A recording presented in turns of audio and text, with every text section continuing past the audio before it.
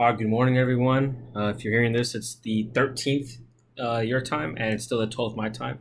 Recording this a day before because yes, today's podcast and video it took 2 hours to upload and a malfunction, technical difficulties here and there, so you kind of get used to it.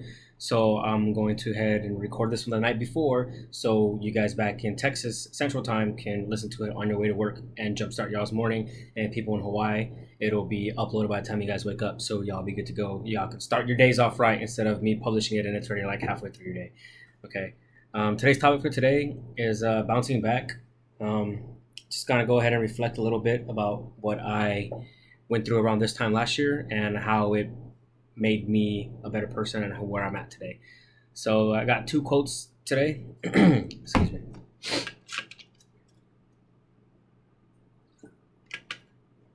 Oh, and then Captain America little blender also. So yes, I'm obsessed with Captain America. So anyway, sorry. Two quotes of the day.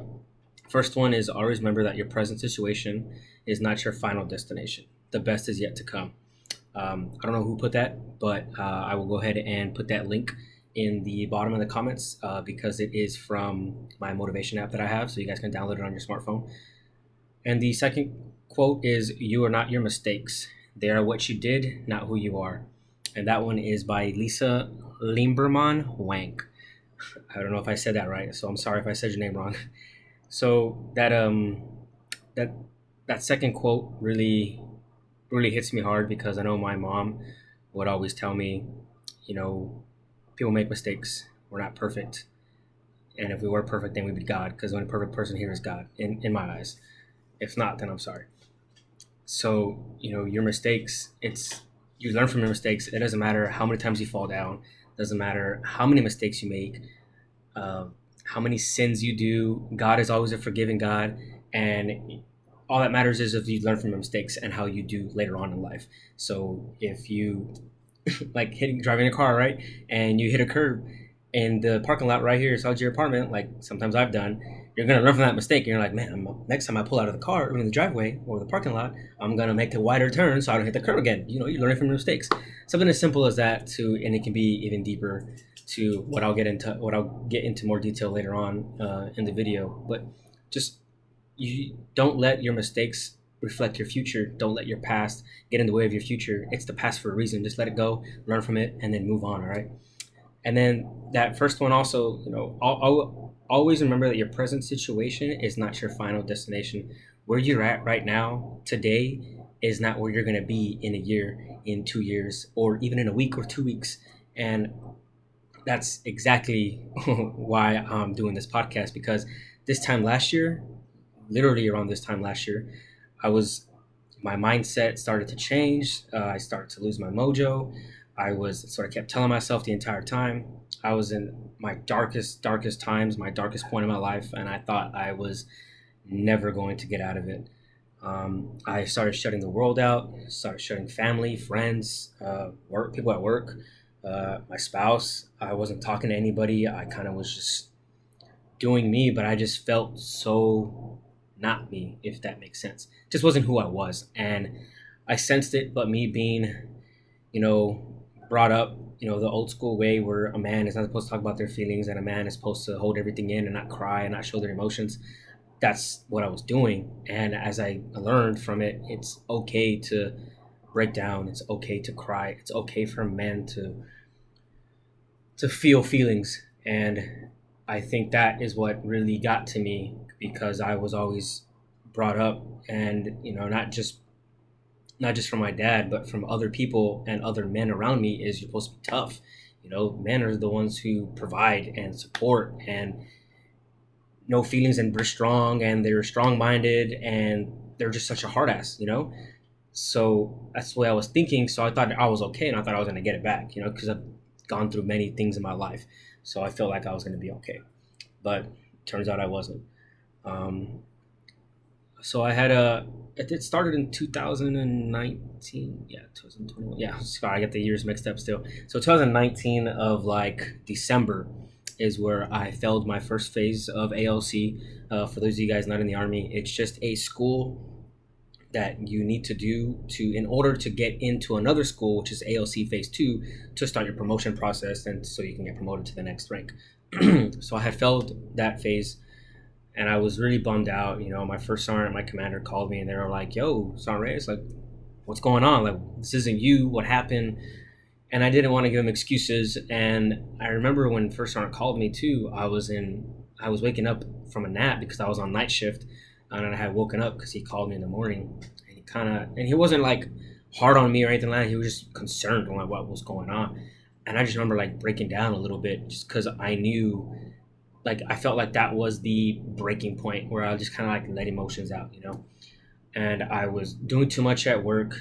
I was exercising everything that I had. I put in all my time to work instead of to time at my house and with my family and with myself.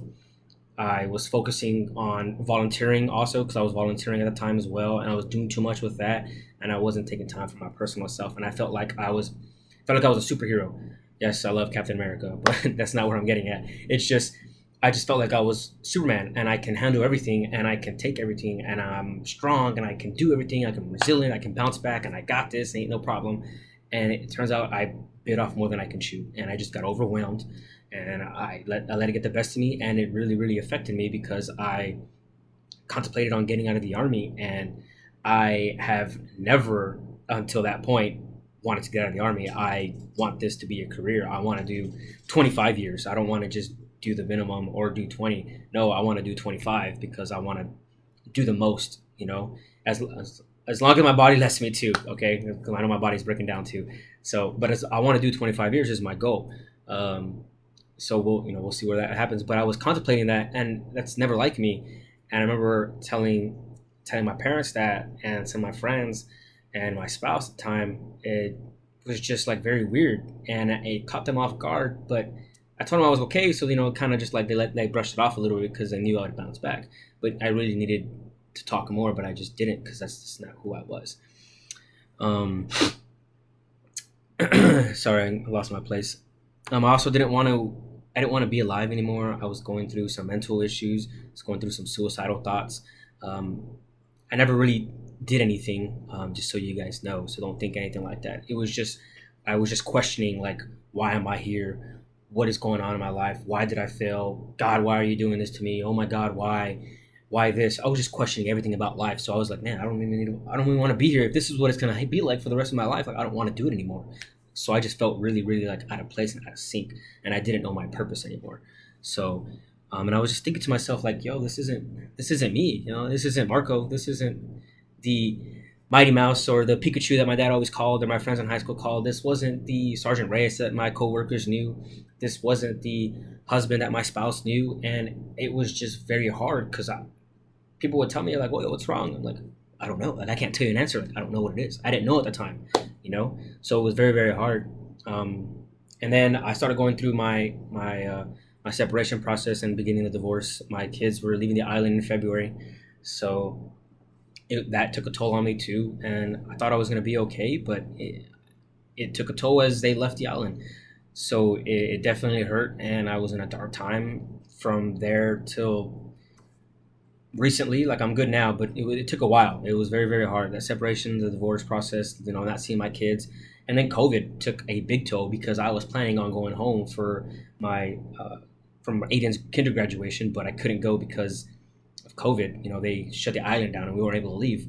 And then I wanted to go in August for Alea's birthday, and my leave kept getting denied like multiple times, and I was getting very frustrated. So that just frustrated me more, and I just felt like, man, like, I want my kids to know that I am doing everything I can to go over there, but like, they don't know because Aiden's still young. He's 7 now, but he was 6 at the time, or 5 at the time, sorry, and he was still like, what's going on, like, and try to explain to him, the virus, son, like, I can't go home. The virus is holding me back, and Edinburgh, the Hidalgo County, was really bad in COVID, so they weren't letting my unit wasn't letting me leave because the rates were too high. So COVID took a toll, and I didn't hit everybody. Nobody could predict COVID. That came so hard, so fast. Before I remember 2019 hearing about rest in peace Kobe Bryant, and then COVID in China, and then it was here, and then island shut down, and I was like, Yo, what just happened? You know, so it was very very difficult. Also, so that was like the rundown of the beginning of the year. So like January, February, maybe into a little bit of March. But January, February, I just was questioning my life, and December of 2019. But I was questioning my life a lot.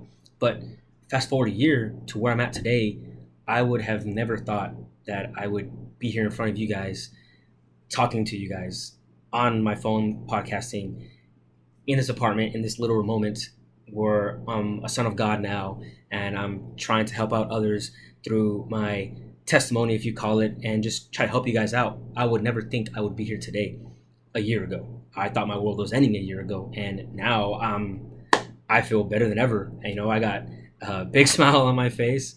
I got a beard, so I'm happy about that. No, I'm just kidding. I know who I am now. I know what I went through and why I went through it. Yes, I still question a little bit here and there, but it was just like I get it now. Like I understand the process now. Before I would always question God and I would question my mom, and not that I would question my mom, but I would ask her like, "Mom, like, why am I going through this? Like, why is this happening to me?" Like, literally remember having a conversation with her on FaceTime. I was in my living room in February, I think, and I was telling her, if God loves you so much, or if He loves us so much, why is He making me hurt? Why am I feeling this? Why am I feeling depressed, suicidal, angry, upset, frustrated, everything? Like, I didn't understand why He was doing it, because we're supposed to be, the children of God. And I was questioning it a lot. So by me questioning that, I was questioning Him. And I felt like, in a way, not that I was being punished, but I was like, this is what you have to go through, dude, and I'm doing this for a reason. Like, kind of like when your parents tell you, like, I told you so, or anything, like, or anybody tells you, I told you so, dummy. Like, it's kind of like I felt like He was telling me too, like, I'm doing this for a reason. So just be patient and just wait, and your time is coming, and everything's gonna happen at the right time. And once I stopped questioning Him and started listening, started praying, started taking other people's advice and my advice, that's when things started to. Sorry, I was looking at Frito. He was eating something. That's why. So my bad, guys. But yeah, I was just questioning Him, and once I stopped, everything started to, the light was opening up. It was getting clearer. It wasn't dark anymore. So I felt better. But some things that helped me out along the way was I started to journal my daily thoughts, to include prayers, things I was feeling. Things I was grateful for. I started praying a little bit, started going over the verses of the day. I actually have this little journal right here. Philip, if you're watching this, I still got it. I still got it. I'm not going to lie, Philip, I've slacked off a little bit, only because I've been journaling like on my notes or on my tablet. But it says right here, to Marco Reyes from Philip Baliola on 19 March. So this was back in March, and we're almost coming up on a year now. And yes, haven't journaled a lot, as you guys can see. I've missed a lot of papers, but for me, journaling helped me out a lot. Not just because I was doing it on paper, but I felt like I was letting my emotions out here, and then I would reread it, and I kind of just let it go. Like, what's done, what's said, what's written is done, and it's over with. I got over it. So if if journaling's for you, I would, or if it's not for you, I would just give it a try. And you can just do what I do. I would write it down. I would write it on my tablet. I would write it on my phone. And it was just at any moment throughout the day I felt like writing about something, I just picked up one of the three, whichever one I had at the time, is when I started journaling. And another book that I also picked up that helped me with journaling was it's called the 28-day prayer. Excuse me. It's a 28-day prayer journey. Okay, so what it is, it's just it's 3 times a day, morning, afternoon, and evening. I slacked off a lot because I forgot, but it talks about, like, and it's literally 28 days, and the morning is like morning meditation, the afternoon is afternoon reflection, and then the evening is, hold on, I'll get you that. Okay, evening inspiration, and then you just write your prayer, and it says, it has a space for you to write. Okay, so I got this at Target. I'll put the link at the bottom of the description, at the end of the video, so you guys can go ahead and get it. And if this is for you, yes, it's a little religious on the religious side, but I mean, it's it's something good, and you don't have to get this. I'm not telling you this, but it's just something very, very good. It really helped me out a lot. It helped me to learn how to pray and to get my feet wet in prayer, and that right there opened up everything. So it was praying, journaling, and then I also got this other one because I think I just saw it and I just wanted it. It's called "The 100 Days to Brave: Unlock Your Most Courageous Self," and it's a guys, my bad. It's a guided journal as well. Same thing as the other one. You know, it gives you. I'll tell you guys. It literally has days right here, day 5, and it's just like, for example, day 5 is just start. It gives you like a little quote, little paragraph, or like a little summarization of whatever topic that they're talking about, and then ask you a question. You know, like for example, what are you journeying? What are you journeying toward? Maybe it's something you long to create, write, say, or do.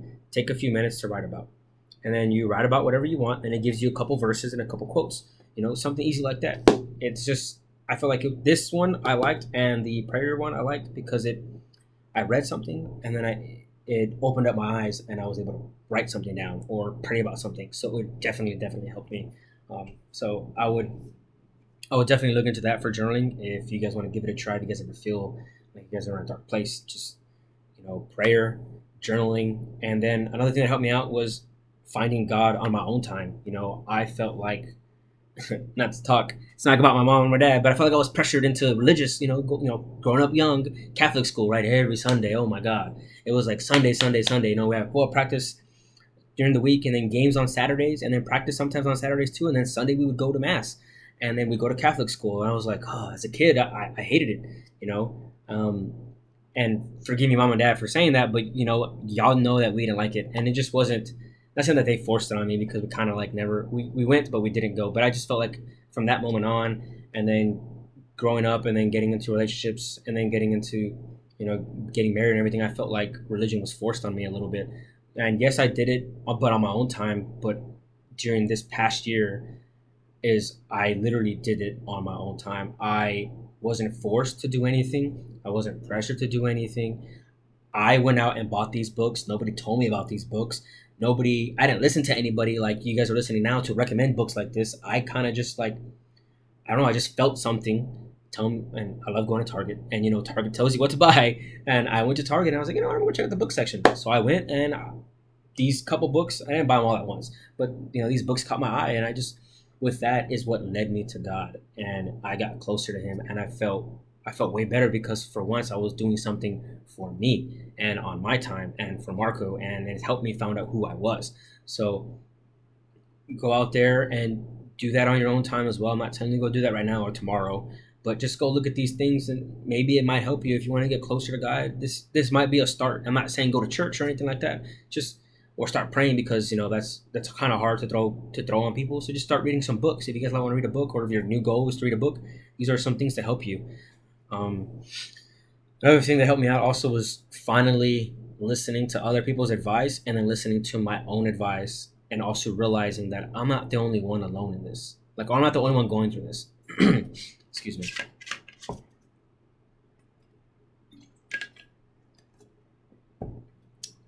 Yeah, so I wasn't the only one alone.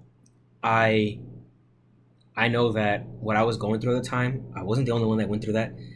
Other people have gone through the exact same thing, if not worse than I have, and it could have been worse. And yes, I felt alone, but I wasn't alone. I had my mom, I had some supervisors at work, I had some close friends, I had my kids, and I had myself, and I had God. So I finally reached out, and I talked to a lot of people, and it turns out like I was in a prayer group around this time last year too, and the man prayer group that I was in, they went through the same thing I was going through, or they were going through the same thing I was going through, and we kind of just like, we never met in person because I kind of joined kind of late, and it was during COVID, but we did virtual things like kind of like this, but via Zoom, and it definitely helped because it opened my eyes. Because I remember Captain Adams. He was telling me, he's like, you were never gonna think that I went through some of the same stuff, or these guys, these men went through the same stuff as you do. He's like, just listen to their story and lean on them, and that's what that prayer group was, or the men's ministry was, and it really really helped because I was kind of like, whoa, like I wonder if that's how people saw me, like being that I was this happy, strong, not independent but confident man that I would never go through something like this because I was like this for 26, 27 years of my life, but now I am. But by seeing someone else go through it, I kind of was like, I'm not the only one going through it. Like, let me help him and he can help me, and let me depend on him and he'll depend on me. And that's kind of how I was, one of the way I got through things, you know? And then another thing was I started working out and I started running again. I know that's not for everybody, but for me, I felt like I lost my confidence, my self esteem issues. You know, I started getting a little chubby. I started getting a dad bod. You know, I was 27 years old. My son was 6, and I just had a daughter. And I just felt like I had a dad bod, and I felt like seeing other people and seeing friends on Facebook and guys and girls, you know, going through this journey of this fitness journey and everything like that. And I felt like, man, like I'm losing it. And then I started getting slower on my run, and it just wasn't like me. And my little brother was thinking he can still beat me in a run, so I was like, you know what, I'm gonna start running again, and I'm gonna kick his ass. You know, I'm gonna kick his butt, and we're gonna race, and we're gonna do this. And he was doing CrossFit too, so I was like, I hate CrossFit though, but like him working out and him and seeing his results and the way his confidence like boosted like really really much, like really really big, it kind of like made me think like, man, maybe I need to start working out again, or I need to start running again. So you know, I started getting back into things, and it wasn't just like I went like that. It was hard because the hardest part about doing any of those things is waking up and doing it, and it took a while, but with motivation from my brother, my family members, and some of my coworkers, my young soldiers thinking that they were more fit than me made me want to do better, you know. So it definitely definitely helped me out. And then now, I'm not saying I lost a dad bod, 'cause I still think I got a dad bod, but hey, 2021, it's the life of the dad bod now. So if you don't like it, then bye, Felicia. If you do, then hey, here I am. And then another thing that helped me out was self love. You know, everybody talks about, you know, loving yourself, loving yourself. If you can't love yourself, you can't love others. And to me, it was like, at the time, it was like blah blah, like it was cliche to people to say. But you know, now going through everything, it's true. You know, if I think I'm fat and I think I'm ugly and I think I'm at this all time low, then I'm not gonna want to talk to anybody. I'm not gonna want to love anybody, and I don't love myself. So why am I gonna get dressed? Why am I gonna get dressed up right, or do my hair, or shave, or brush my teeth, or take a bath? Not saying that I did that, but I'm just saying, you know, like if I don't care about myself, then who cares, right? Like I'm not gonna love anybody else, and I'm not gonna care to meet anybody else. But focusing on myself and finding out who I was, truly who I was, is what helped me along the way, and it just opened up my eyes. And now I believe 2021 is self love. You know, we went through that COVID times. We spent through our family. We all went through losing our jobs, getting divorced, um, not seeing our kids, money struggles, finance struggles, work struggles, you know, self-esteem issues, not being able to go out and drink. So maybe some people were drinking at home too much, or they were being a bum at home and they couldn't work out, so they put on extra weight at home. You know, it was just all this stuff that just went on. And I know we all went through it, but at the end of the day, it's true what they say. You need to love yourself before you love others. If you don't love yourself, then how do you expect to get into a relationship, or how do you expect to get into a marriage if you don't love yourself? Because then how is that person that you're going to be with supposed to love you if you can't love yourself, you know? So that's pretty much how I bounced back from literally a year ago, and I can't be any happier than where I'm at today. You know, I can't thank you guys enough for watching these videos, and for you guys sharing the videos, for those that have, and reaching out to me and everything. It truly truly means a lot. I would have never thought I'd be doing this a year ago. I remember I took a speech class, or a communication class, and I failed at it partly because I said too much. But no, I took that class and I hated it. I was like, man, I don't want to talk on a webcam. I don't want to talk on a video or do this. And now it's like, nah, man, it's cool. You know, it's something different, and it's our lives now too, virtually, because of COVID. We can't go meet in person sometimes. You know, I know my church, you have to reserve seats here to go get seated, and if not, then you got to do everything online. And then I know some job interviews they do virtual, also not face to face anymore. So if you guys want to pick up on any of these things that I mentioned to help me bounce back, and you think it would help you, then by all means go ahead and do it, you know. But just don't think you guys are alone in this. Reach out to the people, talk to people, and by I mean talk to people, like really, really talk to someone. Don't just check up on them and brush it off. Like, don't text someone and be like, "Oh, how was your day? Oh, okay, cool. Yeah, mine was good too. Okay, bye." Like real short. Or walking past someone, "Hey man, how's it going?" Cool. And it's like, and you're just like, "Okay, bye." And and like as you're walking by, you look back and you're like, "Huh, I wonder if he's okay." And then you just forget about it and you just walk on by.